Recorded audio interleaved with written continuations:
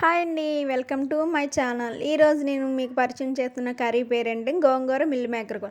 ఒక్కసారి ఇలా ట్రై చేశారంటే చాలా బాగుంటుంది, మీరే అంటారు. తర్వాత ముందుగా కావాల్సినవి టమాటాలు, ఉల్లిపాయలు. ముందుగా బాండి పెట్టుకొని ఉల్లిపాయలు బాగా వేగనీయాలి. ఉల్లిపాయలు బాగా మగ్గాక టమాటాలు అయితే వేసుకోవాలండి. టమాటాలు కూడా బాగా మగ్గాక ఓ పక్కన కళాయి పెట్టుకొని కళాయిలోని గోంగూర బాగా వాష్ చేసుకొని ఆ కళాయిలోని గోంగూరను మగ్గబెట్టాలండి. గోంగూర బాగా మగ్గాలి. డైరెక్ట్గా మిల్ మేకర్లో వేస్తే మిల్ మేకర్ అనేది బిగిసిపోతుంది, గట్టిగా అనిపిస్తుంది. అందుకని ముందుగా గోంగూర పక్కన గోంగూరలో ఆయిల్ వేసి అయితే బాగా మగ్గ పెట్టుకోవాలండి. ఎంత బాగా మగ్గ పెడితే అంత బాగుంటుంది. మీరే చూస్తారుగా ఎలా చూసారండి గోంగూర ఏ విధంగా అయితే మగ్గిందో చూడండి.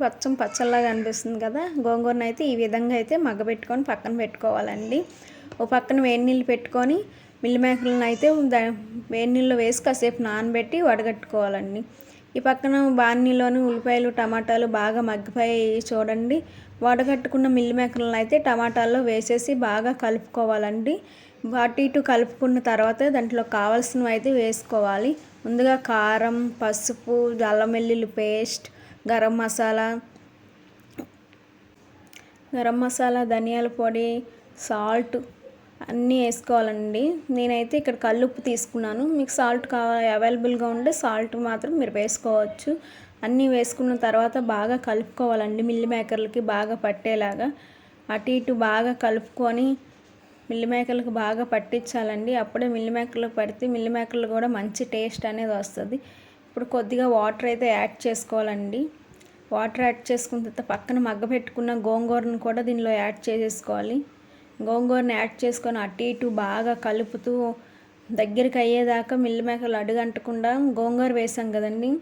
గోంగూర వేయడం వలన మిల్ మేకర్లకి బాగా పడుతుంది. చూడండి ఎలా ఉడుకుతుందో. అలా ఉడికి మనం వేసిన మసాలాలన్నీ గోంగూరకి మిల్ మేకర్లకి బాగా పడతాయండి.